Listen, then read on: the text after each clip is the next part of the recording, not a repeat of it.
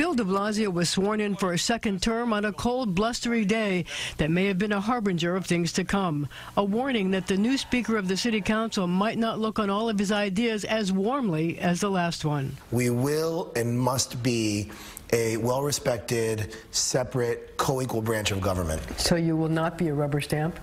No, I will not be a rubber stamp, and the mayor knows that. And if Bill de Blasio had any doubt, he got the message loud and clear right after Councilman Corey Johnson beat out 7 others for the top spot.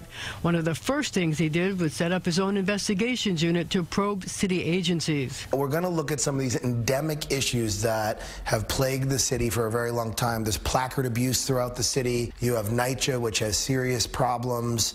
The homelessness issue. Already Johnson is asking questions. Does the city really need the 90 homeless shelters proposed by the mayor? Probably not. That is a Band-Aid in many ways. The real issue here is we need supportive housing. We need housing with social services. Johnson, who met with MTA Chairman Joe Lhota today to discuss MTA funding, also splits with the mayor on congestion pricing. Says he wants a surcharge on taxis and car services, fees to encourage overnight truck deliveries, and some way to curb tour buses.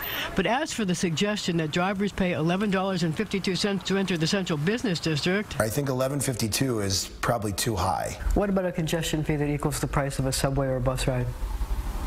That's probably a little too low, because the whole point of the congestion fee is you need to disincentivize people from driving into Manhattan. Johnson proudly boasts of beating addictions to drugs and alcohol. One of the first things you see as you enter his office is a row of coins denoting his years of sobriety. He's also a guy who loves life and makes no bones about it. I like to lip sync, I like to dance, I like to eat, I like to go to the movies. I think you can do this job and still have fun. I can lip sync to Lady Gaga and pass legislation on the same day. And growing up with no money, living in public housing as a kid, he has few pretensions. He shares a 319-square-foot studio apartment with a roommate and his cat, Moose. And he says all he wants to do is get the job right. So Bill de Blasio, watch out. In the newsroom, I'm Marcia Kramer, CBS 2 News. Marcia adding that Corey Johnson is 35 years old and has many years ahead of him to seek other elective office at the end of this 4-year term.